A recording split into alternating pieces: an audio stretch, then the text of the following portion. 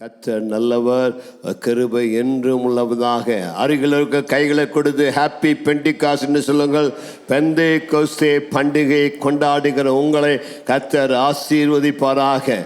வருஷத்துக்கு ஒரு முறை பெந்தேகோஸ்தே பண்டிகை கொண்டாடுவதை நாம் முக்கியப்படுத்துகிறோம். காரணம், ஆண்டவராய் இயேசு உயிரோடு எழுந்த 50வது நாளிலே சீஷர்கள் 120 பேர் எருசலேமில் இருக்கிற மேல் வீட்டறையிலே கூடி வந்து தேவன் சொன்ன வாக்குத்தத்தம் நிறைவேற காத்திருந்தார்கள்.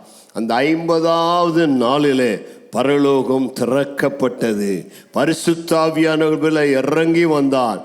எல்லாரும் வல்லமையினால அபிஷேகத்தினால நிரப்பப்பட்டார்கள். 3 காரியங்கள் அன்றைக்கு நடைபெற்றது. ஒன்று, காற்றாய் வந்தார். 2வது, அக்னி ஜுவாலையாய் வந்தார். 3வது, நவமான பாஷைகளாய் வந்தார். கைகளை உயர்த்தி சொல்லுங்க, ஆண்டவரே எங்களுக்கு அந்த 3 அனுபவங்களை தருவீராக. பலத்த காற்று, அற்புத காற்று, சுவாச காற்று, உயிர்ப்பிக்கின்ற காற்று எங்கள் மேல் வீசுவதாக. ஹல்லேலூயா. 2வது, அக்னியாய் இறங்கி வந்தார். தேவ அக்னி, பரலோக அக்னி இறங்கி வந்தார். 3வதாக பரலோகத்தின் பற்பல பாஷைகளை கொடுத்தாங்க. ஆகவே தான் அந்த பெந்தைக்கோஸ்தே நாளை நம்ம முக்கியப்படுத்துகிறோம். பெந்தைக்கோஸ்தே நாளில் 3 முக்கிய காரியங்கள் நடந்தது. ஒன்று, அன்றைக்கு தான் சபை பிறந்தது. அது வரைக்கும் சபை கிடையாது. 2000 வருஷத்துக்கு முன்னாடி பரிசுத்த ஆவியானவர் இந்த பூமியில் ஊற்றப்பட்ட பொழுதுதான் சபை பிறந்தது. 2வதாக பரிசுத்த ஆவியானுடைய அபிஷேகத்தை, அந்நிய பாஷை அன்றைக்கு தான் முதலாவதாக பேசுகிறார்கள். பழைய ஏற்பாட்டின் காலத்தில் அந்நிய பாஷை இல்லை. பழைய ஏற்பாட்டின் காலத்தில் பரிசுத்த ஆவியானவர் இருந்தார். பரிசுத்த ஆவியானவர் ஆதியிலிருந்து இருக்கிறவர். ஆனால் பெந்தைக்கோஸ்தேனால நம்ம மேல ஊற்றப்பட்டார். அன்றைக்கு தான் அந்நிய பாஷையில் பேசினாங்க. 3வது, அந்த பெந்தைக்கோஸ்தே நாளை அறுவடையின் பண்டிகை என்று யூதர்கள் அழைத்தார்கள். நான் ஏற்கனவே சொன்னது போல அந்த யூதர்கள் பஸ்கா பண்டிகை முடிந்த பிறகு 50வது நாளில் தங்களுடைய முதற் பலனை கர்த்தருக்கு காணிக்கையாய் கொண்டு வந்தார்கள். ஆண்டவர் அந்த நாளை தான் தெரிந்து கொண்டு தம்முடைய ஆவியை ஊற்ற சித்தமானார். அவை அந்த அறுவடை பண்டிகை நாளை ஆவியான ஊற்றப்பட்டார். அந்த அறுவடை பண்டிகை என்பது ஒரு இயற்கையான அறுவடை பண்டிகை மட்டுமல்ல, இன்றைக்கு ஆவியான ஊற்றப்பட்டபடினால ஏறத்தாழ 3000 பேர் ஞானஸ்தானம் பெற்று தேவ பிள்ளைகளாய் மாறினார்கள். கைகளை உயர்த்தி ஒரு ஆமென் சொல்லலாமா? அதுதான் அறுவடை, ஆத்துமாக்களின் அறுவடையை கர்த்தர் தந்தார். இந்த 3 காரியங்கள் நடைபெற்றது. கர்த்தருக்கு ஸ்தோத்திரம். நாங்கள் ஒரு முறை அந்த எருசலேமில் இருக்கிற மேல் வீட்டறைக்கு நாங்கள்லாம் ஒரு டூர் போயிருந்தப்போ அங்கே போய் கூடி நின்று ஜெபம் பண்ணோம். பல தேசத்துலேருந்து நாங்கள் போயிருந்தோம். அன்றைக்கு ஆவியான பலமாக எங்கள் மேலே இறங்கி வந்தார். ஒரு விசேஷத்தை, அபிஷேகத்தை கர்த்தர் தந்தார். இன்றைக்கும் அதே மேல் வீட்டறையில் அநேகர் கூடி ஜெபம் பண்ணுறாங்க. அன்றைக்கு அந்த மேல் வீட்டறை எருசலேமில் இருக்கிறது. நீங்கள் போனீங்கன்னா அங்கே போய் நின்று ஜெபம் பண்ணுங்க. ஆவினால் நிரம்ப. அங்கே இருக்கிறவங்க செய்யக்கூடாதும்பாங்க. நாங்களுக்கு தெரியாமல் நாங்கள் எல்லாம் ஆவியில் நிரம்பணும். பலமாய் கர்த்தர் இறங்கி எங்களை அக்கினி அபிஷேகத்தினால் நிரப்பினார். கைகளை உயர்த்து ஹல்லேலூயா சொல்லலாமா? ஆவியானவர் மேல் வீட்டில் அங்கே மட்டும் நிரப்புகிறல்ல, இங்கே இன்றைக்கு உங்களை நிரப்புகிற நல்ல தேவனாக இருக்கிறார். ஹல்லேலூயா. ஆண்டவருக்கு ஒரு இடங்கிறது முக்கியம் இல்லை. எந்த இடத்துல ஆவியானவரை என் மேலே வாங்கன்னு கூப்பிட்டாலும் அந்த இடத்தில் வந்து நம்மை நிரப்ப வல்லவராக இருக்கிறார். கர்த்தருக்கு ஸ்தோத்திரம் உண்டாவதாக. நேற்றுக்கு நான் ஒரு யூடியூப்பில் எனக்கு ஒருத்தர் அனுப்பியிருந்தாங்க. என்னன்னு சொன்னால், அங்கே அமெரிக்கா தேசத்தில் ஃப்ளாரிடாங்கிறதான இடத்துல, ஆமாம், அந்த இடத்துல கர்த்தருடைய ஆவியானுடைய அபிஷேகம் ஊற்றப்பட்டபடினால ஃப்ளாரிடாவில் 2500 பேர் அந்த ஃப்ளாரிடா பீச்சில் தண்ணீரில் முழுகி ஞானஸ்தானம் பெற்று இயேசுவை மையப்படுத்துகிறோம். ஒரே நேரத்தில், ஒரே சமயத்தில், வெள்ளிக்கிழமை நினைக்கிறேன், வெள்ளிக்கிழமைனால 2500 பேர் ஃப்ளாரிடா பீச்சில் ஞானஸ்தானம் பெற்று தேவனை மையப்படுத்தினார். நல்லா தான் கைகளை தட்டி ஏமான். ஆதி சபையில் ஒரே நாளில் 3000 பேர் ஞானஸ்தானம் எடுத்தது போல நம்முடைய நாட்களில் கர்த்தர் செய்கிறார். நான் தன்னால் இந்தியாவில் வருவதற்காக வாஞ்சிக்கிறேன், கோயம்புத்தூரில் வருவதற்காக வாஞ்சிக்கிறேன். கையை உயர்த்தி சொல்லுங்கள், ஆண்டவரே எங்கள் பட்டணத்திலெல்லாம் அப்படி ஆயிரங்களாக ரட்சிக்கப்பட்டு ஞானஸ்தானம் எடுக்க வேண்டாம் ஆண்டவரே. ஆயிரங்கள் ஒரே நாளில் ஞானஸ்தானம் எடுக்கிற அந்த பெந்தைக்கோஸ்தே நாளை எங்களுக்கு தருவீராக. கையை உயர்த்தி கேட்கிற உங்கள் வாழ்க்கையில் உங்கள் வீட்டில் இன்னும் ஞானஸ்தானம் எடுக்காமல் இருந்தால் எனக்கு கேளுங்க, ஆண்டவரே எங்கள் வீட்டில் ஞானஸ்தானம் எடுக்காதவர்கள்லாம் இந்த வருகிற வாரத்தில் ஞானஸ்தானம் எடுப்பார்களாக. இது வரைக்கும் ஞானஸ்தானம் எடுக்கலைன்னா இன்றைக்கு நீ ஒப்புக்கொடு, ஞானஸ்தானம் பெற்றுக்கொள், இயேசுவின் அபிஷேகத்தை பெற்றுக்கொள்வாயாக. ஞானஸ்தானம் பெற்ற பிறகு தேவனுக்கு அபிஷேகத்தை தருவார். கர்த்தருக்கு மகிமை உண்டாவதாக. அவை இன்றைக்கு அக்கினியின் அபிஷேகத்தை குறித்து உங்களோடு பேசும்படியாய் விரும்புகிறேன். மத்தேயு எழுதின சுவிசேஷம் 3வது அதிகாரம் 11ஆம் வசனத்தை வாசிக்கும்படியாய் விரும்புகிறேன். மத்தேயு 3:11. மனம் திரும்புதலுக்கென்று நான் ஜனத்தினால் உங்களுக்கு ஞானஸ்நானம் கொடுக்கிறேன். எனக்கு பின் வருகிறவரோ என்னிலும் வல்லவராயிருக்கிறார். எனக்கு பின் வருகிறவர் என்னிலும் வல்லவராயிருக்கிறார். அவருடைய பாதரட்சைகளை சுமக்கிறதற்கு நான் பாத்திரன் அல்ல. அவர் பரிசுத்த ஆவியினாலும் அக்கினியினாலும் உங்களுக்கு ஞானஸ்தானம் கொடுப்பார். ஒரு ஆமென் சொல்லலாமா? கையை உயர்த்தி கேளுங்க. ஆண்டவராக இயேசுவே, எனக்கும் பரிசுத்த ஆவியினாலும் அக்னினாலும் ஞானஸ்தானம் கொடுங்க. யாரெல்லாம் கையை உயர்த்தி கேட்டார்களோ இன்றைக்கு உங்கள் மேலே பரிசுத்த ஆவியான வல்லமையாக இறங்கி வருவாராக. பரிசுத்தாவின் அபிஷேகம் இறங்கி உங்களுக்குள்ள ஒரு வாஞ்ச வர வேண்டும். எனக்கு அந்த ஆவியின் நிறைவு, ஆவியின் அபிஷேகம், அக்னியின் அபிஷேகம் எனக்குள் வர வேண்டும் என்று கேட்க வேண்டும். இன்னைக்கு காலையில் ஜெபம் பண்ண வந்த அநேக வாலிப பிள்ளைகளை பார்த்தேன். அவங்க மேலே ஒரு ஃபயர் இறங்கினது. அவங்களால் நிற்க முடியல. பலர் கீழே உளுந்து புரண்டுட்டே இருந்தாங்க. அந்த அக்கினி அபிஷேகம் நிரப்பியது. இன்னைக்கு உங்கள் மேலே அந்த அக்கினி அபிஷேகம் இறங்கி வருவதாக. நல்ல வாயை திறந்து கைகளை உயர்த்தி வானம் திறக்கப்படட்டாண்டவரே, இன்றைக்கு எனக்கு அந்த அக்கினி அபிஷேகம் எனக்கு வேண்டாண்டவரே. இந்த கூட்டம் முடிஞ்சு போறதுக்கு முன்னாடி எனக்கு அந்த அக்கினி அபிஷேகத்தை எனக்கு தருவீராக. இன்னைக்கு இந்த பெந்தைக்கோஸ்தேனால வழக்கம் போல் ஒரு ஆராதனைக்கு வந்துட்டு வழக்கம் போல் நான் திரும்பி போகக்கூடாது. இன்றைக்கு என் வாழ்க்கை மாற்றப்பட்டவனாக, அந்த பரிசுத்தாவின் பலத்தினால வல்லமையினால நிரப்பப்பட்டவனாக, ஒரு அபிஷேகத்தோடு கூட ஒரு தெய்வீக அக்கினியோடு கூட இந்த இடத்தை விட்டு நான் கடந்து செல்ல வேண்டாண்டவரே. அந்த அக்கினியின் அபிஷேகத்தை கர்த்தர் உனக்கு தருவாராக. ஆமென். வேதாகமத்தில் 7 வகையான ஞானஸ்தானத்தை குறித்து சொல்லப்பட்டிருக்கிறது. 7 வகையான ஞானஸ்தானம், 7 பேப்டிசம். அப்போஸ்தலர் 19ஆம் அதிகாரம் 1-2 வசனத்தை பார்த்தீங்கன்னா, அப்போஸ்தலனாகிய பவுல் எபேசு பட்டணத்துக்கு போன பொழுது அங்கே சில சீஷர்கள் இருந்தாங்க. அவங்கள பார்த்து கேட்டார், நீங்கள் ஞானஸ்தானம், நீங்கள் அபிஷேகம் பெற்றீங்களான்னு. எங்களுக்கு அபிஷேகனால என்னன்னு தெரியலனாங்க. அப்போ என்ன ஞானஸ்தானம் பெற்றீங்கன்னு கேட்டார். யோவான் கொடுத்த ஸ்தானத்தை பெற்றோம் என்றார். மத்தேயு 3வது அதிகாரம் 5-6 வசனத்தில் யோவான் கொடுத்த ஞானஸ்தானத்தை குறித்து எழுதப்பட்டிருக்கிறது. Baptism of John the Baptist. யோவானுடைய ஞானஸ்தானம் என்ன ஞானஸ்தானம்? இயேசுவுக்கு முன்னாடி யோவான் வந்தார். பழைய ஏற்பாட்டையும் புதிய ஏற்பாட்டையும் இணைக்கிறவராய் யோவான் வந்தார். அந்த யோவான் தான் ஞானஸ்தானத்தை அறிமுகப்படுத்தினார். யோவான் கொடுத்த ஞானஸ்தானம் பாவ மன்னிப்புக்காக கொடுத்தார். பாவம் மன்னிக்கப்பட்டதற்காக, பாவ மன்னிப்பிற்காக கொடுத்தார். அவர்கள் யூத மக்கள் யோவானிடத்தில் வந்து தங்கள் பாவங்களை அறிக்கை செய்து பிறகு ஞானஸ்தானம் பெற்றுக்கொண்டார்கள். ஆகவே அது மனம் திரும்புதலுக்கு ஏதுவான ஞானஸ்தானம். பாவத்தை அறிக்கை செய்து ஞானஸ்தானம் பெற்றார்கள். 2வது ஞானஸ்தானம் தான் மத்தேயு 28:18, மார்க்கு 16:15-16 சொல்லப்படக்கூடிய இயேசுவின் கட்டளையாகிய ஞானஸ்தானம். இயேசு இந்த பூமியிலிருந்து பரமேறி செல்லும் பொழுது சீஷர்களுக்கு கொடுத்தார். நீங்கள் எல்லாத்தையும் சீஷராக்கி அவளுக்கு ஞானஸ்தானம் கொடுங்க.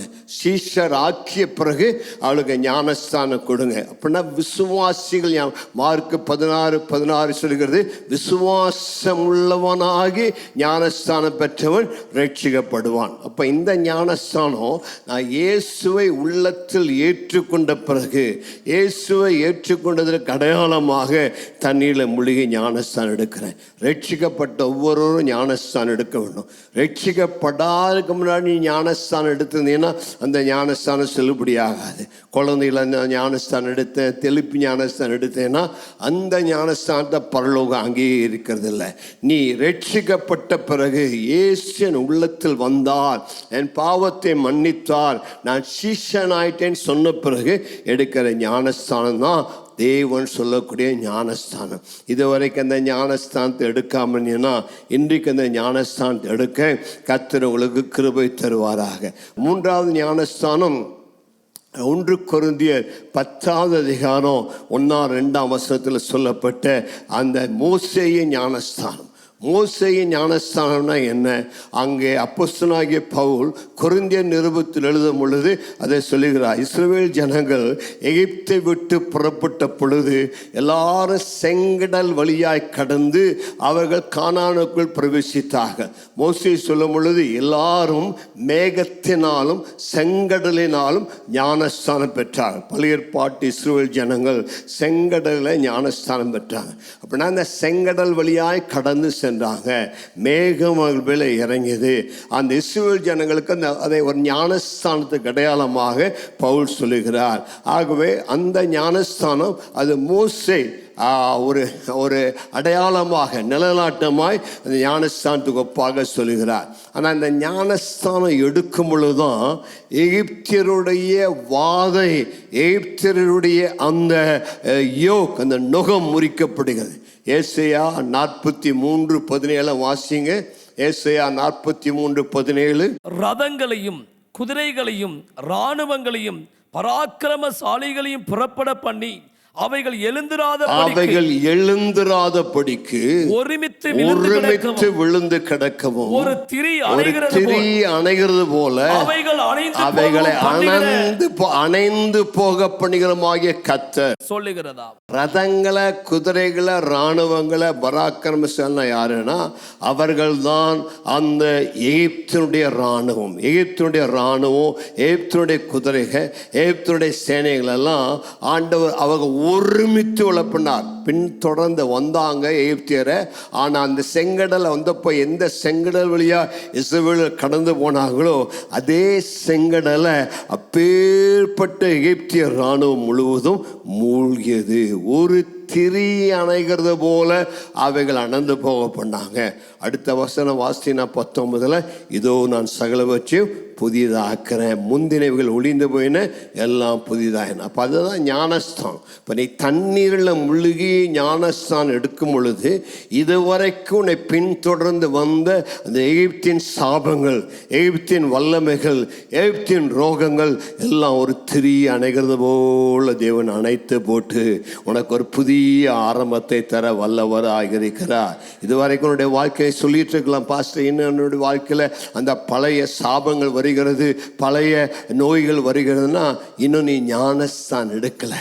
என்னைக்கு தண்ணீரில் மூழ்கி ஞானஸ்தானம் எடுக்கிறாயோ அப்போ ஒரு திரி அணைகிறது போல அந்த எகிப்தின் சேனைகளை முழுவதும் தண்ணியில் அழித்து போட்டு மீண்டும் அவைகள் திரும்ப எழுந்திராதபடி உன்னை விடுதலையாக்குற தேவன் தான் நல்ல தேவன். கர்த்தருக்கு மகிமை உண்டாவதாக. 4வது ஞானஸ்தானம் 1 கொரிந்தியர் 12 13 சொல்லப்படக்கூடிய ஞானஸ்தானம். இது பரிசுத்த ஆவியானவரால் நாம் சபைக்குள்ளாக இணைக்கப்படுகிற ஞானஸ்தானம். பரிசுத்த ஆவியானவர் நம் பேரில் இறங்கி வரும் பொழுது எல்லாரும் ஒரே ஆவியினாலே ஒரே சரீரத்துக்குள்ளாக ஞானஸ்தானம் பண்ணப்பட்டு எல்லாரும் ஒரே ஆவிக்குள்ளாக தாகம் தீர்க்கப்படுகிறோம். எந்தெந்த விசுவாசி ரட்சிக்கப்படுகிறாரோ, இயேசு ஏற்றுக்கொள்கிறார்களோ, உலகம் முழுவதிலும் யாராக இருந்தாலும் அந்த பரிசுத்த ஆவியினாலே சரீரமாகிய சபைக்குள் அவருடைய சரீரமாக இணைக்கப்படுகிறோம். அதைத்தான் அந்த சரீரத்தின் ஞானஸ்தானம், அல்லாவிட்டால் ஆவியானவர் நம்மை சபையோடு இணைக்கிற ஞானஸ்தானம். 5வது ஞானஸ்தானம் அதுதான் பரிசுத்தாவி ஞானஸ்தானம்.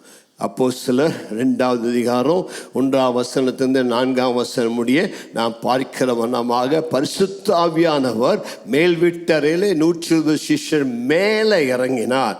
ஆமாம், தண்ணீர் ஞானஸ்தானம் என்பது தண்ணீரில் முழுக்கி எடுக்கணும். அதுபோல் பரிசுத்த ஆவியானவர் அவருடைய வல்லமை உன் மேலே இறங்கி வந்து உன்னை நிரப்பி உன்னை ஆசீர்வதிக்கிறார். சிலரெல்லாம் சொல்லுவாங்க, நான் ரட்சிக்கப்பட்டப்பே அபிஷேகத்தை பெற்றுக்கொண்டேன், ரட்சிக்கப்பட்டப்பே பரிசுத்த ஆவியான என் மேலே வந்தார். ரட்சிக்கப்படும் பொழுது தேவ ஆவியானவர் உன்னுடைய சரீரத்தை அவருடைய ஆலயமாய் மாற்றுகிறார். ஆனால் பரிசுத்தாவின் அபிஷேகத்தை பெறும்போது ஆவியான உண்மையில் வருகிறார். ஒரு ஆமென் சொல்லலாமா? நெஞ்சு மேலே கை வச்சு சொல்லுங்க, ஆவியானவர் எனக்குள் வருகிறார். எப்போ? இயேசுவை ரட்சகராக ஏற்றுக்கொள்ளும் பொழுது எனக்குள் வந்து வாசம் பண்ணுகிறார். இப்போ அபிஷேகத்தை, பரிசுத்த அபிஷேகத்தை பெறும்பொழுது என்ன பண்ணுகிறார்? என் மேலே வருகிறார். தலைமையில கவிசில ஆவியானவரே என் மேலே நீங்கள் வருவதற்காய் சோத்திரம் தான் சொல்கிறார். ஏசியார் கர்த்தருடைய ஆவியானவர் என் மேலே இருக்கிறார். உள்ளே இருக்கிறதுக்கும் மேலே இருக்கிறதுக்கும் வித்தியாசம் உண்டு. உள்ளே வரும்போது உன்னை ஆலயமாக மாற்றுகிறார், மேலே வரும் பொழுது உன்னை பலத்தால் இடை கட்டுகிறார். பரிசுத்த ஆவி உன்மேல் வரும் பொழுது நீ பலன் அடைந்து அவ பக்கத்தில் பார்த்து உங்க மேலே வந்துட்டாரான்னு கேளுங்க. உங்க மேலே வரலைன்னா என்னைக்கு கேளுங்க, ஆவியானவரே எனக்கு என் மேலே வாங்க, என் தலை மேலே வாங்க, என்னை அந்த அபிஷேகத்தினால் இன்னைக்கு நிரப்புங்க. அதுதான் பரிசுத்தாவின் அபிஷேகம். அதுதான் நான் சொன்ன 3 அனுபவங்கள்: காற்று, அக்கினி, நவமான பாஷை. இந்த ஆவியானவர் உன் தலை மேலே இறங்கி வரும் பொழுது உன் வாழ்க்கையில் ஒரு மாற்றம் ஏற்படுகிறது. அதை குறித்து நம்ம பிறகு பார்ப்போம். அதுதான் அக்னியின் அபிஷேகம் அல்லது பரிசுத்தாவின் அபிஷேகம் என்று சொல்லி பரிசுத்தாவின் அபிஷேகம் என்று பார்க்கிறோம். ஆமாம். 6வதாக பாடுகளின் ஞானஸ்தானம். பாடுகளின் ஞானஸ்தானம். அது என்ன பாஸ்டர் பாடுகளின் ஞானஸ்தானம்? மார்க் எழுதின சுவிசேஷம் 10வது அதிகாரத்தில் ஆண்டவராக இயேசுவிடத்தில் அவங்க 2 பேரும் வந்து கேட்குறாங்க. சலோமி வந்து கேட்கிறாள். மார்க் 10:38-39 என்னுடைய குமாரனில் ஒருவன் வலது பக்கத்தில் ஒருவனும் இடது பக்கத்தில் ஒருவனுமாக உட்கார வேண்டும் கேட்டார். அதுக்கு இயேசு என்ன பதில் சொன்னார்? நான் குடிக்கும் பாத்திரத்தில் நீங்கள் குடிப்பீர்களா? நான் பெறும் ஸ்நானத்தை நீங்கள் பெறுவீர்களா? அப்போ அங்கே ஆண்டவர் ஸ்நானத்தை பற்றி சொல்கிறார். அந்த ஸ்நானம் என்ன ஸ்நானம்? அது பாடுகளின் ஸ்நானம். இயேசு கெத்செமனேக்கு போனார். அந்த கெத்செமனேல பாடுகளை சகித்தார், அந்த துன்பங்களை சகித்தார். ஆவேதான் அவளுக்கு கேட்டார், நான் குடிக்கிற பாத்திரம், கெத்செமனேயின் பாத்திரம், நான் பெறுகிற ஞானஸ்தானம், அந்த பாடுகளின் அந்த ஞானஸ்தானத்தை எடுக்க ஆயத்தமா? அவை சில தேவனுடைய பிள்ளைகளை பாடுகள் வழியாய், உபத்திரங்கள் வழியாய் நடத்துகிறார். ஆகவே தான் 2 தீமோத்தேயு 2:12 பவுல் சொல்லும் பொழுது அவரோடு பாடு சகித்தால் அவரோடு கூட ஆளுகையும் செய்ய வல்லவர்களாக இருக்கிறோம். அந்த பாடுகளின் ஸ்தானத்தை ஆண்டவர் சில சமயத்தில் நம்முடைய வாழ்க்கையில் தருகிறார். 7வது ஞானஸ்தானம் தான் அக்கினியின் ஞானஸ்தானம். லூக்கா சுவிசேஷம் 3வது அதிகாரம் 16ஆம் வசனத்தை வாசிங்க. யோவான் எல்லாருக்கும் பிரதித்திரமாக, நான் ஜலத்தினால் உங்களுக்கு ஞானஸ்நானம் கொடுக்கிறேன், என்னிலும் வல்லவர் ஒருவர் வருகிறார், அவருடைய பாதரட்சைகளின் வாரை அவிழ்க்கிறதற்கு நான் பாத்திரன் அல்ல, அவர் பரிசுத்த ஆவியினாலும் அக்கினியினாலும் உங்களுக்கு ஞானஸ்நானம் கொடுப்பார். பரிசுத்த ஆவியினாலும் அக்கினியினாலும் உங்களுக்கு ஞானஸ்தானம் கொடுப்பார். ஆவேத அக்கினியின் ஞானஸ்தானம் அல்லாவிட்டால் அக்கினியின் அபிஷேகம் என்று நாம் சொல்லுகிறோம். ஆகவே இந்த அக்கினியின் அபிஷேகம் என்றால் என்ன, ஏன் நமக்கு இந்த அக்கினியின் அபிஷேகம் தேவை என்று சொல்லி வேகமாய் சில காரியங்களை உங்களுக்கு குறிப்பிட விரும்பினேன். அக்கினி என்றால் என்ன, வேதாமத்தில் அக்கினியை குறித்து என்ன சொல்லப்பட்டிருக்கிறது, அந்த அக்கினியின் அபிஷேகம் என்றால் என்ன என்று நாம் வேகமாய் பார்க்க போகிறோம். கர்த்தருக்கு ஸ்தோத்திரம் உண்டாவதாக. மத்தேயு எழுதின சுவிசேஷம் 3வது அதிகாரம் 12ஆம் வசனத்தை வாசிங்க. மத்தேயு 3:12. தூற்றுக்கூடை அவர் கையில் இருக்கிறது, அவர் தமது களத்தை நன்றாய் விளக்கி, தமது கோதுமையை களஞ்சியத்தில் சேர்ப்பார், பதரையோ அவியாத அக்கினியினால் சுட்டரிப்பார். அப்ப அக்கினி என்ன பண்ணுங்க? சுட்டரிக்கும். என்னத்தை சுட்டரிக்கும்? பதறனா என்ன? வேண்டாத குணங்கள், வேண்டாத சுபாவங்களை அந்த அக்னி சுட்டரிக்கும். அப்போ தூற்று கூட அவர் கையில் இருக்கிறது. கோதுமையை தூற்றுவது போல தூற்றி அந்த வேண்டாத களிம்புகளை, பதறுகளை அவர் முழுவதுமாய் அகற்றி போடுவார். ஆகவே பரிசுத்த ஆவியானவருடைய அக்னி என்றால் என்ன என்பதை நாம் இன்றைக்கு பார்க்க போகிறோம். எபிரேயர் 12வது அதிகாரம் 29வது வசனத்தில் தேவனுடைய வார்த்தை விதமாய் சொல்லுகிறது, நம்முடைய தேவன் பட்சிக்கிற அக்னியாக இருக்கிறாரே. ஹல்லேலூயா. இப்போ நம்முடைய ஆண்டவருக்கு கொடுக்கப்படக்கூடிய ஒரு விசேஷித்த பெயர், அவர் அக்னி ரூபமானவர், அக்னியாக இருக்கக்கூடியவர். அந்த அக்னியிலே தம்மை வெளிப்படுத்தக்கூடிய நல்ல தேவனாக இருக்கிறார். ஆகவே அந்த அக்னியின் அபிஷேகம் என்று சொல்லும் பொழுது நம்முடைய வாழ்க்கையை கர்த்தர் தம்முடைய ஆவியினால் நிரப்பி நம்ம அந்த அபிஷேகத்தை, அக்னியின் அபிஷேகத்தை நமக்கு தந்து நம்மை ஆஸ்வதிக்கிறவர். நமக்கு நேரம் அதிகமாக இல்லாதபடினால வேகமாக அந்த அக்னி அபிஷேகத்தை குறித்து ஒரு சில காரியங்களை சொல்லி உங்களுக்காக நான் ஜெபிக்க விரும்புகிறேன். அக்னி அபிஷேகத்தை குறித்து வேதாமத்திலிருந்து 5 காரியங்களை சொல்லுகிறேன். முதலாவதாக, அக்னி அபிஷேகம் என்பது தேவனுடைய மகிமையான பிரசன்னத்தை நமக்கு உணர்த்தக்கூடியதாக இருக்கிறது. காட்ஸ் பிரசன்ஸ், அவருடைய மகிமையான பிரசன்னம் அக்னிமயமாக இருக்கிறது. பழைய ஏற்பாட்டில் பார்த்தீங்கன்னா யாத்திரையாகமம் 3வது அதிகாரத்தில் 1ஆம் வசனத்திலிருந்து 5ஆம் வசனம் 6ஆம் வசனம் முடி வாசித்தீங்கன்னா, மோசே அந்த பர்வதத்தில் ஆடுகளை மேய்த்து கொண்டு போகிறான். ஆடுகளை மேய்த்து கொண்டு இருக்கும் பொழுது திடீரென்று ஒரு முட்செடி எரிகிறது. அந்த முட்செடி எரியும் போது காட்டில் தீ வர்றது சாதாரணம்.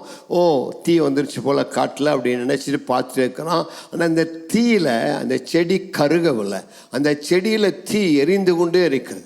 அதுதான் மோசையே அவனை ஆர்வமாக இழுத்தது. என்னடா அந்த காட்டில் தீ வந்தோம், இந்த செடி வெந்து போகலையேன்னு சொல்லி அவன் அந்த செடி பக்கமாக போகிறான். அந்த செடி பக்கமாக போகும்போது தீ எரிந்து கொண்டே இருக்கிறது.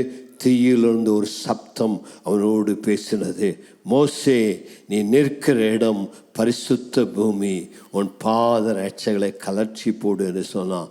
அன்றைக்கு தான் மோசே அக்னிமயமான அந்த தேவனை அன்றைக்கு தரிசிக்க கர்த்தர் கிருபை தந்தார். கைகளை உயர்த்தி சொல்லாமா, நம்முடைய தேவன் பட்சிக்கிற அக்னியாக இருக்கிறார். அவருக்கு ஒரு ரூபம் இல்லை, அவருக்கு ஒரு சொருவம் இல்லை, ஆனால் அந்த அக்னிமயமாக தேவன் தம்மை நமக்கு வெளிப்படுத்தக்கூடியவராக இருக்கிறார். அந்த அக்னி நமக்கு தேவ பிரசன்னத்தை வெளிப்படுத்தக்கூடியதாக இருக்கிறது.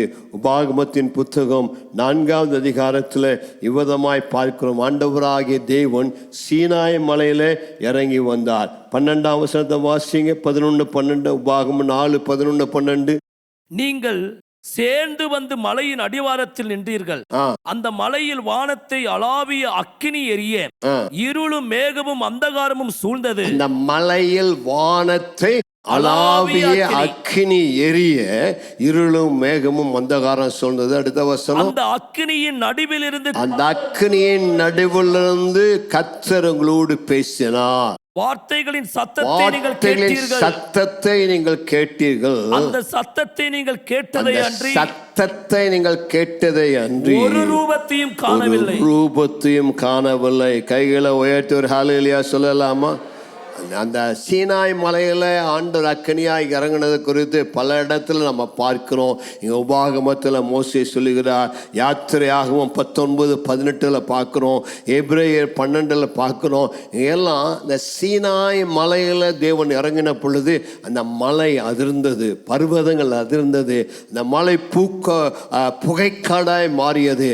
அந்த மலையின் நடுவில் தான் 10 கற்பனை ஆண்டவர் கொடுத்தார். அவ்வளோ பயங்கரமானது. அவர் அந்த மலையில் இறங்கி வந்த பொழுது, தேவன் இறங்கி வந்த பொழுது பர்வதங்கள் அசைந்தது, மலை புகைக்காடாய் நிரம்பியது.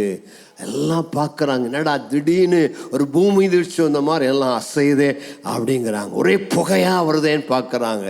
ஆனால் ஒரு ரூபத்தை பார்க்கவில்லை. அக்னி ஜுவாலையிலே தேவ சத்தத்தை கேட்டார்கள். கைகளை உயர்த்துங்க. அக்னியினால் பதில் தருகிற தெய்வமே, எனக்கு இன்றைக்கு அந்த அக்னியினால் பதில் தருவீராக. நம்முடைய தேவனுக்கு ஒரு ரூபம் இல்லைங்க, ஒரு சொரூபம் இல்லைங்க. அவர் அக்னிமயமான தேவன், பட்சிக்கிற அக்னியாக இருக்கிறவர். அவர் நம்மை பட்சித்து போட மாட்டார். அந்த அக்னி ஜுவாலையில் உன்னோடு கூட பேசுகிற மகிமை பொருந்திய தேவன் அவராக இருக்கிறார். எசேக்கியேல நீங்கள் வாசித்தீங்கன்னா அந்த சேருபீன்கள் கேராபீன்களை பற்றி ஆண்டவர் சொல்லுவார். அந்த கேருபீன்களை சக்கரம் அக்னிமா இருக்குமாமா. அந்த அக்னி அதில் வந்து அக்னி புறப்படுமாம். அப்படி என்றால் என்னுடைய தேவன் அக்னியின் ஜுவாலையின் நடுவிலே வாசமாக இருக்கிறவர். அவருடைய கண்கள் அக்னி ஜுவாலை போன்ற கண்கள். அவருடைய கண்கள் எரிந்து பிரகாசிக்கிற அந்த அக்னியாய் ஜுவாலிக்கின்ற கண்கள். அந்த அக்னியின் கண்கள் என்னை நோக்கி பார்க்கும் பொழுது எனக்குள்ள அவருடைய மகிமை இறங்கி வருகிறது. அவருடைய பிரசன்னத்தின் வல்லமை எனக்குள் இறங்கி வருகிறது. கையை உயர்த்தி சொல்லுங்களேன், ஆண்டவரே, அந்த அக்னியின் மகிமையை நான் காண என் கண்களை திறந்தருளுவீராக. தானியேல் 7வது அதிகாரத்தில் இந்த தேவனை பார்த்தபொழுது சொல்லுகிறான், சிங்காசனங்கள் வைக்கப்பட்டது, அக்னி ஜுவாலை போன்ற ஒருவர் அந்த சிங்காசனத்தில் வீற்றிருக்க கண்ட. அவருக்கு முன்பதாக அக்னி நதிகள் புரண்டு ஓடியது. எங்கே தேவ மகிமை இறங்கி வருகிறதோ அங்கே அக்னி நதிகள் ஓடும். அங்கே அக்னியாய் அவர் காணப்படுவார். அங்கே அக்னி ஜுவாலை பிரவாகித்து எரியும். அந்த இடம் முழுவதும் அந்த தெய்வீக அக்னியின் மகிமை, அவருடைய மகிமை விவரிக்க வார்த்தை இல்லாதபடினால்தான் அக்னிமயமாய் இருக்கிற தேவன். அந்த அக்னியிலிருந்து நம்மோடு கூட பேசுகிறவர். கர்த்தருக்கு ஸ்தோத்திரம் உண்டாவதாக. 2வது அந்த அக்னி அபிஷேகம் எதை குறிக்கிறது? அந்த அக்னி அபிஷேகம் நமக்கு தெய்வீக பாதுகாப்பை குறிக்கக்கூடியதாக இருக்கிறது. கர்த்தருக்கு ஸ்தோத்திரம் உண்டாவதாக. யாத்திரையாகமம் 13வது அதிகாரம் 22ஆம் வசனத்தை வாசிங்க. யாத்திரையாகமம் 13:22. பகலிலே மேகஸ்தம்பமும், பகலிலே மேகஸ்தம்பமும், இரவிலே அக்னி ஸ்தம்பமும், இரவிலே அக்னி ஸ்தம்பமும் ஜனங்களிடத்திலிருந்து விலகி போகவில்லை. ஜனங்களிடத்திலிருந்து விலகி போகவில்லை. மீண்டுமாக பழைய ஏற்பாட்டில் பார்க்கிறோம். இஸ்ரவேல் ஜனங்கள் எகிப்தை விட்டு புறப்பட்டு செங்கடலை கடந்து அவள் கானானுக்குள் போகும் பொழுது ஆண்டவர் அவளுக்கு இரவிலே அக்னி ஸ்தம்பத்தை கொடுத்தார். அக்னி ஸ்தம்பம்னா என்ன? அந்த கேம்பில், அந்த வனாந்தரத்தில் லட்சக்கணக்கான மக்கள், 20 லட்சம் 30 லட்சம் மக்கள் குடியிருக்கிறாங்க. டென்ட்டை போட்டு அங்கங்கே பெரிய வனாந்தரத்தில் 30 லட்சம் குடியிருக்கிறாங்க. வனாந்திரம்னா யோசித்து பாருங்களேன். வனாந்திரத்தில் பாம்பு, பூச்சி, பள்ளி எல்லாம் இருக்கலாம். இல்லை வனாந்திரத்தில் திருடர்கள் வரலாம். சுற்றிலும் உங்களுக்கு அந்த கானானிய ஜாதிகள் இன்றைக்கி இருக்கிறது போல தான் இஸ்ரவேல் ஜனங்கள் சுற்றிலும் எனிமீஸ் இருக்கிறது போல் அன்றைக்கும் அங்கே ஃபுல்லாக இருந்தாங்க. அந்த 30 லட்சம் மக்கள் வனாந்திரத்தில் கேம்ப் பண்ணான்னா திடீர்னு ராத்திரியில் அப்படியே அக்கினி இறங்கி வந்துடும். அந்த அக்கினி அவள் கேம்பை சுற்றிலும் அப்படியே பற்றி எரியும். அக்கினி எரிஞ்சால் மிருகம் வராது. ஆமாம், எந்த விதமான ஆபத்து வராது. அந்த அக்கினி அவளுக்கு ஒரு மகிமையான பிரகாசத்தை தந்தது. ஒரு அக்கினி மதுளை போல இருந்து தேவன் அவளை அற்புதமாய் பாதுகாத்தார். கைகளை உயர்த்தி சொல்லுங்க, அக்கினி மதுளை நீர் என்னை சுற்றிலும் என் குடும்பத்தை சுற்றிலும் ஒரு அக்கினி மதுளாக இருப்பதற்காய் சோத்திரம். யாரெல்லாம் அந்த அக்கினி அவளுக்குள் இருக்கிறதோ, உன்னை சுற்றிலும் ஒரு அக்கினி மதில் இருக்குதையா, உன்னை சுற்றிலும் ஒரு அக்கினி பிரகாசம் இருக்கிறதையா. எங்கே போனாலும் உன் மேலே ஒரு அக்கினி இருக்கிறபடினால மந்திரங்கள் உன்னை தொட முடியாது, எந்திரங்கள் உன்னை தொட முடியாது, பில்லி சுனிகள் உன்னை தொட முடியாது, பிசாசின் சக்தி உன்னை தொட முடியாது. எந்த ஒரு விசுவாசி பரிசுத்தாவில நிறைந்து அவன் அந்நிய பாஷையில் பேசி கொண்டு இருக்கிறானோ, ராத்திரி படுக்கிறதுக்கு முன்னாடி நல்ல டங்ஸில் பேசி ஆவில நிறைந்து பேசுகிறானோ, அவனை சுற்றிலுமாய் ஒரு அக்கினி பிரகாசம் எரிந்து கொண்டிருக்கிறது. இரவின் பயங்கரத்திற்கு, இரவின் அம்புகளுக்கு, இரவின் சாத்தான் வரக்கூடியதான எல்லா அந்தகார சக்திகளுக்கு கர்த்தர் உன்னை விலக்கி பாதுகாக்கிறார். ராத்திரி ஏதோ உன்னை அழுத்துது, ராத்திரி கெட்ட சொப்பனை வருது, ராத்திரி பிசாசு வருதுன்னா உனக்குள்ள அந்த அக்கினி இல்லைன்னு சொல்லி அர்த்தம். நல்ல ஆவில நிறைந்து அக்கினி நிரம்பினா அந்த சாத்தான் உன் அருகே வர முடியாதபடி அந்த அக்கினி உன்னை பாதுகாக்க கூடியதா இருக்கிறது. எத்தனையோ சாட்சிகளை கேட்டிருக்கிறேன். மந்திரவாதிகள் தங்களுடைய மந்திர ஆவிகளை ஏவி கிறிஸ்தவர்களை, தேவ பிள்ளைகளை அழிக்க அனுப்பும் பொழுது அந்த விசுவாச விசுவாசி சுற்றிலும் ஒரு அக்கினி எரிந்து கொண்டிருக்க அப்படினால அந்த பிசாசுகள் அசுத்தாவிகள் பயந்து ஓடி ஐயோ அங்க போக முடியாது, அங்கே ஒரு நெருப்பு எரிகிறது, நெருப்பு எரிகிறது. அம்மா ஐயா உன்னுடைய கண்ணால் அந்த நெருப்பை பார்க்க முடியாது, மற்றவர்களால் அந்த நெருப்பை பார்க்க முடியாது, ஆனா ஆவியில் இருக்கிறவர்கள் அந்த நெருப்பை பார்க்கக்கூடியவர்களாக இருக்கிறார்கள். அதுக்கு தான் ஒரு அக்கினி அபிஷேகம் உனக்கு தேவை. இந்த உலகத்தில் தீய சக்திகள் பொல்லாத ஆவிகள் அநேகம் இருக்கிறது. ஆனா ஒரு விசுவாசி ஒரு தேவ பிள்ளை அக்கினி அபிஷேகத்தால் நிறைந்திருந்தால் அவனை சுற்றிலும் ஒரு பதில் பாதுகாப்பாக இருக்கிறது. சகரியா 2:5 அதை தான் சொல்லுகிறது, நான் அவளுக்கு அக்கினி மதிலாக இருந்து அதன் நடுவில் மகிமையாக இருப்பேன் என்று கர்த்தர் சொல்லுகிறார். ஏசாயா 4வது அதிகாரம் 4-5 வசனங்கள் அதைத்தான் சொல்லுகிறது. சீயோன் மலையில வாசிங்க. அப்பொழுது கர்த்தர் சீயோன் மலையில் உள்ள எல்லா வாசஸ்தலங்களும் அதன் சபைகளின் மேலும் பகலில் மேகத்தையும் புகையையும் இரவில் கொழுந்து விட்டு எரியும் அக்கினி பிரகாசத்தையும் கொழுந்து விட்டு எரியும் அக்கினி பிரகாசத்தையும் உண்டாக்குவார். மகிமையானவர்கள் எல்லாவற்றின் பேரிலும் காவல் உண்டாயிருக்கும். ராமன் சொல்லலாமா? நல்ல கைகளை உயர்த்தி 2 நிமிடம் அந்நிய பாஷையில பேசுங்க. ஆவியானவரை என்னை அந்த மகிமையினால நிரப்புங்க, என்னை அந்த அக்கினி அபிஷேகத்தினால் நிரப்புங்க, என்னை சுற்றிலும் ஒரு தேவ மகிமை இறங்கி வருவதாக. ஏன் நீ பிள்ளி சுனின் பயப்படுற? ஏன் அந்த கால ஆவிகள் பயப்படுற? உனக்குள்ளே ஆவியானவர் இருக்கிறார். உனக்குள் இருக்கிற ஆவியானவர் சாதாரண ஆவியானவர் அல்ல, வல்லமையின் ஆவியானவர். அவர் அக்கினிமயமான ஆவியானவர். அக்கினி அபிஷேகத்தை உனக்கு தருகிறவர். அந்த அக்கினினால் நிறைந்திருந்தால் எந்த தீமையுனை அணுகாது, எந்த சத்தின் வல்லமையுனை அணுகாது. நல்ல ஆவியில நிறைஞ்சு அக்கினியில பேசினா வியாதிகளை சுட்டரிப்பா, வியாதி நுகங்கள் முறியும், அந்தகார ஆவின் வல்லமைகள் அழிக்கப்படும், உனக்குள்ள தெய்வீக சுகம் இறங்கி வரும். அதுதான் பரிசுத்த ஆவியினுடைய அக்கினி, தெய்வீக அக்கினி. சிம்சோனை கட்டுகள் போட்டு கட்ட வந்த பொழுது அவன் மேல கர்த்தருடைய ஆவியானபடினால எந்த கட்டுகளை அவன் மேல ஜாதி மக்கள் கட்டினால் அந்த கட்டுகள் எல்லாம் அக்கினி பட்ட உடனே அவிழ்ந்து போகிறது போல, எரிந்து போகிறது போல அந்த கட்டுகள் எல்லாம் உடனடியாக சுட்டரிக்கப்பட்டது. இன்றைக்கு அந்த ஆவியானவன் மேல இறங்கி வரும் பொழுது உன்னை கட்டி இருக்கிற கட்டிகள், நுகங்கள், எல்லா விதமான கயிறுகள் அது எரிந்து போவதாக. கர்த்தருடைய ஆவியின் வல்லமனை நிரப்புவதாக. யாரெல்லாம் நல்ல கையை உயர்த்தி, யாரெல்லாம் ஆவியில நிறைந்து அந்நிய பாஷை பேசுகிறார்களோ உங்க மேல இன்னைக்கு காலையில் ஒரு விசேஷித்த அக்கினியின் அபிஷேகம் இறங்கி வருகிறது. பாதங்களை சுட்டரிக்கிற அபிஷேகம், சத்துடைய கிரிகளை சுட்டரிக்கிற அபிஷேகம், நுகங்களை முறிக்கிற அபிஷேகம், உன்னை கட்டி வைத்திருக்கிற கயிறுகளை எரிக்கிற அபிஷேகம். பெற்றுக்கொள், பெற்றுக்கொள், பெற்றுக்கொள். நல்ல கையை உயர்த்தி பெற்றுக்கொள். நல்ல வாயை திறந்த அபிஷேகத்தை பேசி பெற்றுக்கொள். இன்றைக்கு கர்த்தனுக்கு ஒரு விடுதலை தருகிறார். எவ்வளவு நாள கயிறு கயிறு கயிறு கட்டி இருக்கிறது, நுகங்கள் இருக்கிறது, தலைவலி, வியாதி, பிரச்சனை, முதுகு வலி அப்படின்னு சொல்லிட்டு இருந்த இன்னைக்கு நல்ல கைகளை தட்டி ஆவியிலே நிறைந்து அக்கினியிலே பேசும் பொழுது சிம்சோனின் கயிறுகளை அறுத்த அதே ஆவியின் அபிஷேகம் உன்னுடைய கயிறுகளை அறுக்கிறது. Come Holy Spirit, come Holy Spirit, come Holy Spirit. Burn, burn, burn, burn.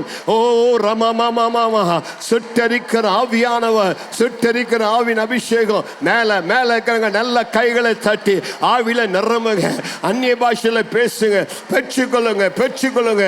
இன்றைக்கு ஒரு ஆவியானுடைய அக்கினி அபிஷேகம் உன் மேல இறங்குற நேரம். நீண்ட நாளா இருக்க சில வியாதிகளை சுகமாக்குறார். நீண்ட நாளா இருக்கக்கூடிய சில பலவீனங்கள் இப்பொழுது மாறிக்கொண்டிருக்கிறது.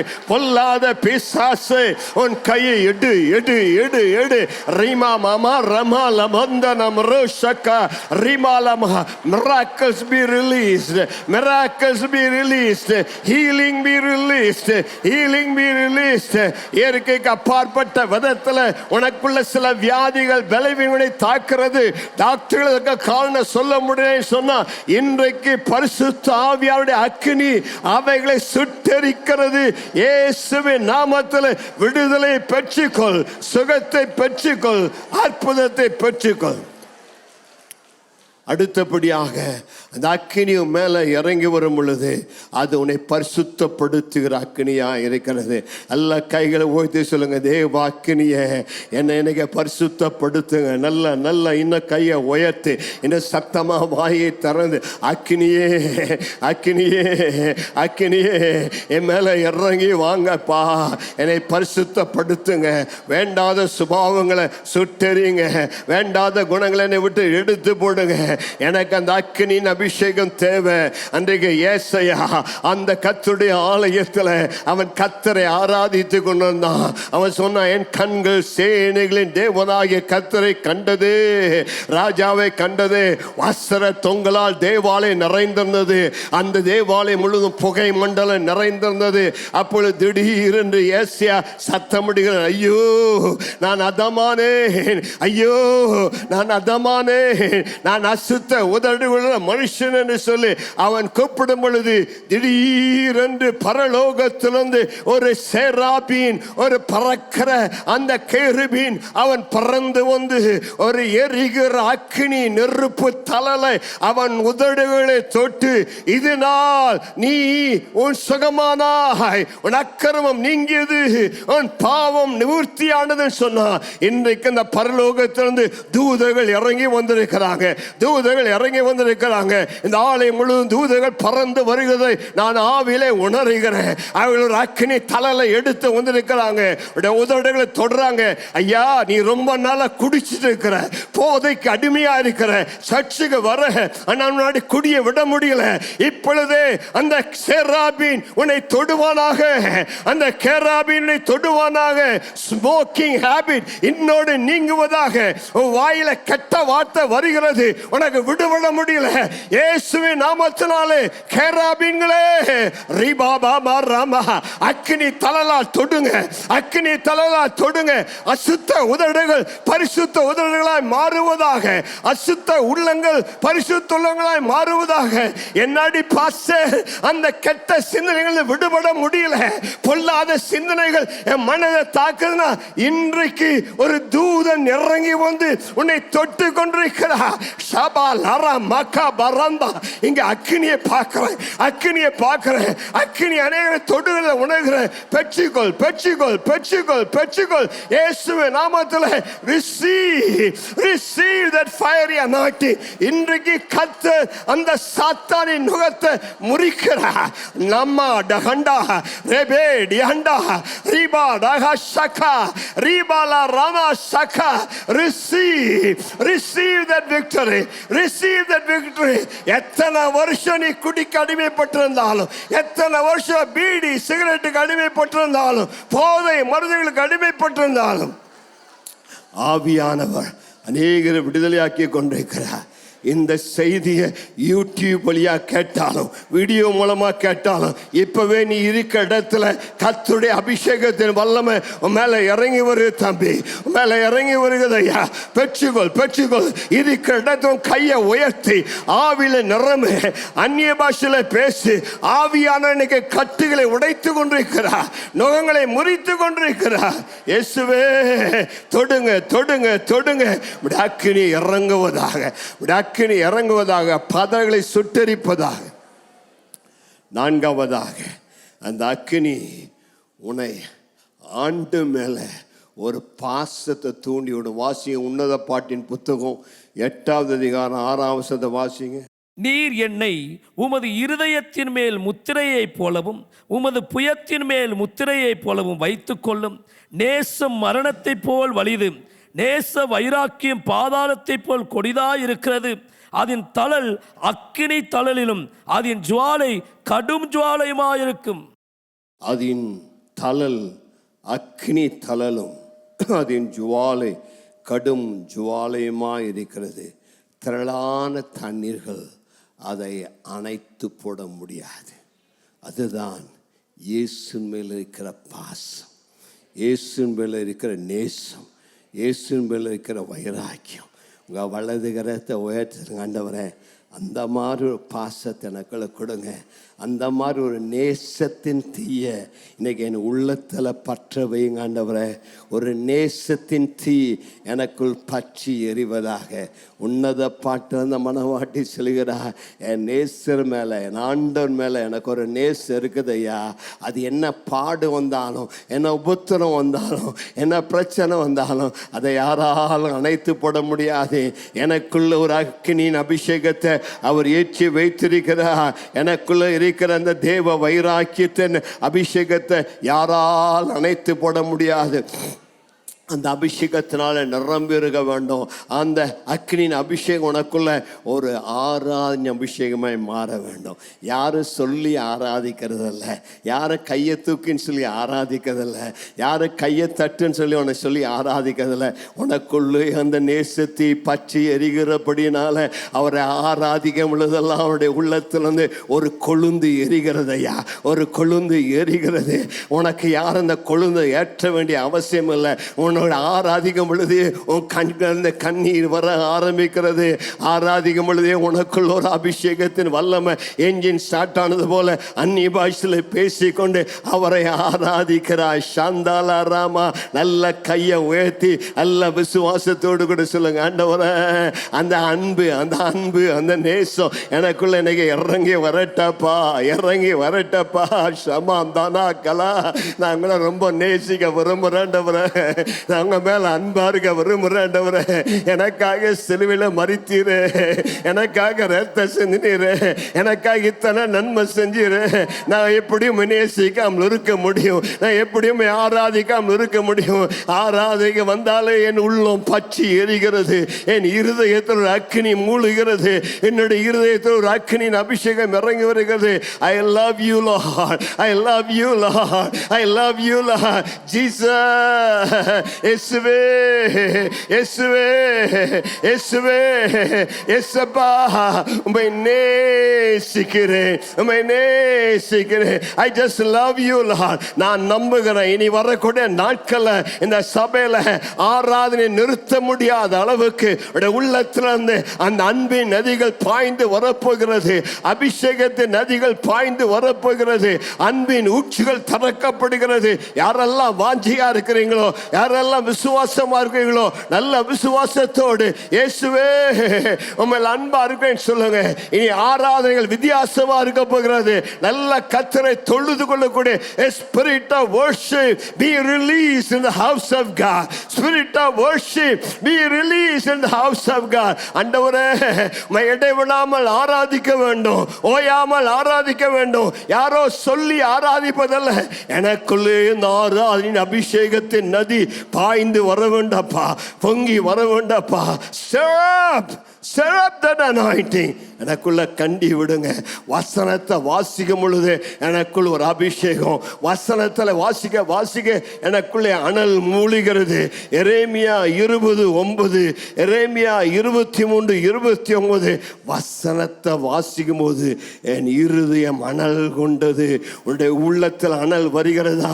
வசனத்தை வாசிக்கும் போது உனக்கு தூக்கமா வருதுன்னா உனக்குள்ள அந்த அக்கினி இல்லைன்னு அர்த்தம். வசனத்தை வாசிக்க வாசிக்க உனக்குள்ள ஒரு பரிசுத்த அக்கினி இறங்க வேண்டும். லூக்கா சுவிசேஷம் 24:32 அந்த எம்மாவூர் சீஷர்கள் ஆண்டவருடைய பிரசங்கத்தை கேட்ட பொழுது அவளுக்குள்ள அக்கினி கொழுந்து விட்டு எரிய ஆரம்பித்தது.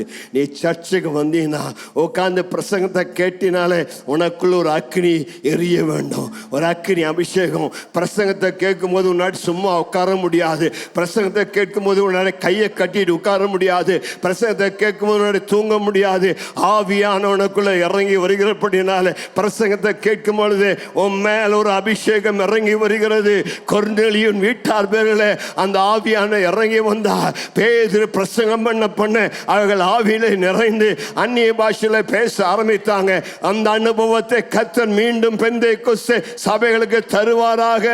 வசனத்தை கேட்க கேட்க என்னாடி உட்கார முடியலையா, என்னாடி உட்கார முடியலையா, எனக்குள்ள கொழுந்து விட்டு எரிகிறது, எனக்குள்ள அபிஷேகத்தின் வல்லமை இறங்கிறது.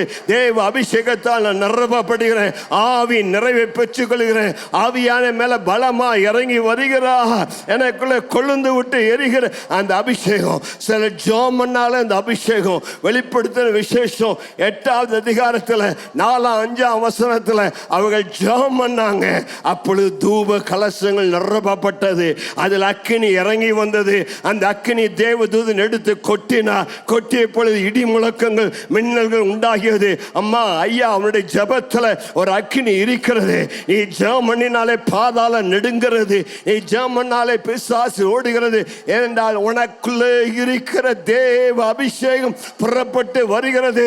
உடைய ஜெபம் சாதாரண ஜெபமா இருக்க கூடாது, உடைய ஜெபம் அக்கினிமயமான ஜெபமா இருக்க வேண்டும். நீ ஜெபிக்கும் போது ஆவிலே நிறைந்து அந்நிய பாஷையில் ஜெபிக்கும் போது something something something happen. பாதாளம் நடுங்க வேண்டும், சிறைச்சாலை கதவுகள் திறக்க வேண்டும். சோரமா மாமா ராமா லராமா சந்தா, அங்க இருக்கக்கூடிய பேய் பிசாசுகள் ஓட வேண்டும், சத்துன் வல்லமைகள் முறிக்கப்பட வேண்டும். உடைய ஜெபத்தில் வல்லமை உண்டு, உடைய ஜெபத்தில் அக்கினி இறங்கி வர வேண்டும். இயேசுவே இயேசுவே இயேசுவே இயேசுவே, அப்படி எங்க ஜெப வாழ்க்கை மாறட்டாண்டவரே, அப்படி எங்க ஜெப வாழ்க்கை மாறட்டாண்டவரே. ஜெபிக்கும் போது ஒரு அக்கினி இறங்கி வருவதாக, ஜெபிக்கும் போது ஒரு அக்கினி இறங்கி வருவதாக. உராமா சந்துனாமலா ரஷகலபா, பரிசுத்தாவியானோட அக்கினி அபிஷேகம் உனக்குள்ள ஒரு தைரியத்தை தரும், உன்னை பலத்தால் எடைகட்டும், உனக்குள்ள தேவனுடைய வல்லமை கத்து தருவார். அப்போஸ்தலர் 4வது அதிகாரத்தில் 13ஆம் வசனத்தில் சொல்லப்படுகிறது, அவள் பேசுகிற தைரியத்தை கண்டு ஒரு தேவனோடு இருந்தவர்கள் அல்லவா. ஒரு கோலையை தைரியமாய் மாற்றின அந்த அபிஷேகம் இன்றைக்கு உங்க மேல ஆவியானவர் அந்த விசேஷத்தை அக்கினி அபிஷேகத்தை தரும்படியாய் விரும்புகிறார். ரோமர் 12:11 சொல்லுகிறது, ஆவியிலே அனலாயிருங்கள். பக்கத்துல கொஞ்சம் தொட்டு பாருங்க, சூடா இருக்கிறாங்களா? பவுல் சொல்றாரு, ஆவியில அனலாயிருங்கள், அசதியாராதீங்க, ஜாக்கிரதையாயிருங்க, கர்த்தருக்கு ஊழியங்க. கர்த்தருக்கு ஊழியம் செய்யணும்னா உனக்கு ஒரு அனல் தேவை. பக்கத்தில் பாசம், கர்த்தருக்கு ஊழியம் செய்யணும்னா ஒரு அனல் தேவை. அவனுடைய ஆலயத்தில் வந்து ஆராதிக்கும் போது பிரசங்கும் போது அப்படியே நீ கையை கட்டிட்டு தூங்கிட்டே இருந்தீங்கன்னா முன்னாடி பிரயோஜனமே இல்லை. உன்னை நாங்கள் சாவி கொடுத்து அல்லேலூயா சொல்லுவோன்னா முன்னாடி பிரயோஜனமே இல்லை. நீயே ஒரு ஆராதனை டைமில் ஒரு கையும் உயர்த்தாமல் ஒரு பிரசங்கத்தை கேட்காம ஃபோனை நோண்டிட்டு இருந்தீங்கன்னா உன்னை போல பின்மாற்றக்காரன் ஒருவனுமே கிடையாது. உனக்கு ஒரு அக்கினி தேவை. பக்கத்தில் பேசுகிறோம், உனக்கு ஒரு அக்கினி தேவை, உனக்கு ஒரு அக்கினி தேவை. பிரசங்கம் பண்ணும் போதே நீ கையை தூக்கி ஆண்டவரே அந்த அக்கினி என் மேலே இறங்கட்டும்னு சொல்லிகிட்டே இருக்க வேண்டும். உனக்கு நாங்கள் சொல்லக்கூடாது, நீயாய் சொல்ல வேண்டும். ஆவியிலே அனல், ஆவியிலே அனலாக இருந்தால் தான் உடைய ஊழிய அனலாக இருக்க வேண்டும். பக்கத்தில் பார்த்து உங்கள் ஊழியம் எப்படி இருக்குது, அனலாக இருக்குதா? நீங்கள் போய் ஜாமன்னா அந்த இடத்துல ஏதாவது கிரியை நடக்குதா? சில ஜாமனா ஈ கூட ஓடாது, பார்த்துருக்கீங்களா? சில ஜாமனா குசு கூட இன்னும் நல்லா கடிக்கும். ஆமாம், அந்த மாதிரி சிலர் இருக்கிறாங்க. ஊழியம் செய்கிறவங்க கூட, ஊழியக்காரர்கள் கூட, அவங்க ஊழியத்தில் அவங்க ஜாமன்னா தூக்கமாகவே வரும். காரணம் அங்கே அனல் கிடையாது. பக்கத்தில் பார்த்து உங்கள் ஊழியத்தில் ஒரு அனல் வர வேண்டும். கேர்சல் லீடர்ஸ், ஜீவக்குழு தலைவர்கள், நீ போகிற இடத்துல இடம் அசைக்கப்பட வேண்டும், வல்லமை இறங்க வேண்டும், வியாதிகள் சுகமாக வேண்டும். நீ இந்த வீட்டுக்குள்ளே கால் வச்சாலும் இந்த பிசாசு அலற வேண்டும். ஐயோ, இந்த அபிஷேகம் பண்ணப்பட்ட மனுஷன் வந்துட்டாரா, இனி எங்களால் இங்கே இருக்க முடியலன்னு சொல்ல வேண்டும். அந்த அளவுக்கு உனக்குள்ள ஒரு ஆவியில் அனல் வேண்டும். நல்லா 2 கையும் உயர்த்திகளுங்க, அந்த அனலை எனக்கு கொடுங்க ஆண்டவரே. நான் சாதாரண விசுவாசியாக இருக்க விரும்பலை, ஆவியில் நிறமென விசுவாசியாக இருக்கும்.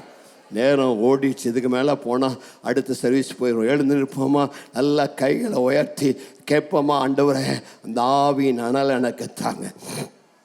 அப்போஸ்தலனாகிய பவுல் தீமோத்தேயுக்கு சொல்லும் போது உனக்குண்டான வரத்தை அனல் மூட்டி எழுப்பி விடுங்கிறார். உனக்குள்ள ஒரு வரத்தை வச்சிருக்கிறார், உனக்குள்ள ஒரு கிருபை வச்சிருக்கிறார், உனக்குள்ள ஒரு அபிஷேகத்தை வைத்திருக்கிறார். இன்னைக்கு நீங்கள் நல்லா 2 கைகளை உயர்த்தி கேட்க போறீங்க, பரிசுத்த ஆவியானவரை எனக்குள் இருக்கிற அந்த ஆவியின் வரங்களை அனல் மூட்டி எழுப்புங்கப்பா. இன்னைக்கு எனக்குள்ள ஒரு அனல் இறங்கட்டும், ஒரு அக்கினி அபிஷேகம் இறங்கட்டும். ஒரு சாதாரண வெதுவெதுப்பான கிறிஸ்துவனா நான் இருக்க விரும்பலை, ஒரு ஆவியில் அனல் கொண்ட கிறிஸ்துவனா இருக்க விரும்புகிறேன். லூக்கா 12:39 சொல்லுகிறார், நான் பூமியின் மேல் அக்கினியை போட வந்தேன், அது இப்பொழுதே பற்றி எரிய விரும்புகிறேன் சொன்னார். இன்றைக்கு காலையில் தேவன் இந்த சபைகளை பெத்தேல் சிட்டி கத்தீட்ரலை அக்கினியை போட வந்திருக்கிறார். உன்மேல் ஒரு அக்கினியை போட வந்திருக்கிறார். பரலோகத்திலிருந்து இறங்கி வருகிற ஒரு அக்கினியை போட வந்திருக்கிறார். அது இப்பொழுதே உனக்குள் பற்றி எரிய விரும்புகிறார். நல்லா 2 கை உயர்த்திகள். ஆண்டவரை இப்பொழுது இப்பொழுது இப்பொழுது எனக்குள்ள இருக்கிற அந்த அக்கினி பற்றி எரிய ஆரம்பிப்பதாக, எனக்குள் இருக்கிற அந்த அக்கினி நல்லா பற்றி எரிவதாக.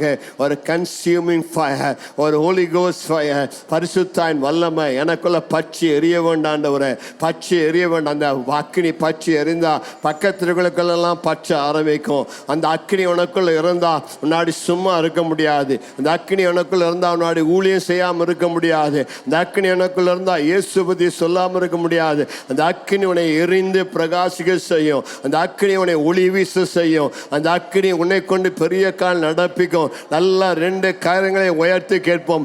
அக்கினின் அபிஷேகம் எனக்கு தேவாண்டவரே, இன்றைக்கு ஒரு அக்கின் அபிஷேகத்தை எனக்கு தருவீராக, அக்கின் அபிஷேகத்தினால நிரப்புவீராக. நல்லா வாய்களை திறந்து கேளுங்க. நான் நம்புகிறேன், இன்றைக்கு ஆவியானவங்க மேல பலமா இறங்கி வரப்புகிறார், பலமா இறங்கி வரப்புகிறார். 1-2 பேத்து மேல அல்ல, இங்க இருக்கிற நூற்றுக்கணக்கான மக்கள் பேரில், ஆயிரக்கணக்கான மக்கள் பேரில் ஒரு அக்கினி அபிஷேகம் இறங்கி வரப்புகிறது. யாரெல்லாம் வாஞ்சித்து கேட்கிறீர்களோ மேல கீழே பின்னாடி எங்க இருந்தால் அசதியா இருக்காதீங்க, அசதியா இருக்காதீங்க, அமைதியா இருக்காதீங்க. நல்ல வாயை தரங்க, நல்ல கையை உயர்த்துங்க, கேளுங்க. நல்ல விசுவாசம். ஒரு அக்கினி அபிஷேகம், ஒரு அக்கினி அபிஷேகம், ஒரு அக்கினி அபிஷேகம், ஒரு அக்கினி அபிஷேகம். அன்றைக்கு மேல் வீட்டாரில் இறங்கின அதே அக்கினி அபிஷேகம், அதே ஆவியானுடைய வல்லமை இறங்கி வருவதாக. In the name of Jesus, in the name of Jesus. பிதாவே, இப்பொழுது அந்த அக்கினி அபிஷேகத்தை ஒவ்வொரு மேலும் ஊற்றுவீராக. அளவில்லாத, தாங்க முடியாத, பயங்கரமான தெய்வீக அக்கினியின் அபிஷேகம் இறங்கி வருவதாக. பெற்றுக்கொள், பெற்றுக்கொள், பெற்றுக்கொள், பெற்றுக்கொள். நல்ல கரங்களை தட்டி, நல்ல கரங்களை தட்டி ஆவிலே நிறைந்து அபிஷேகத்தோடு கூட பெற்றுக்கொள், பெற்றுக்கொள். ரீபா பாபா பாபா.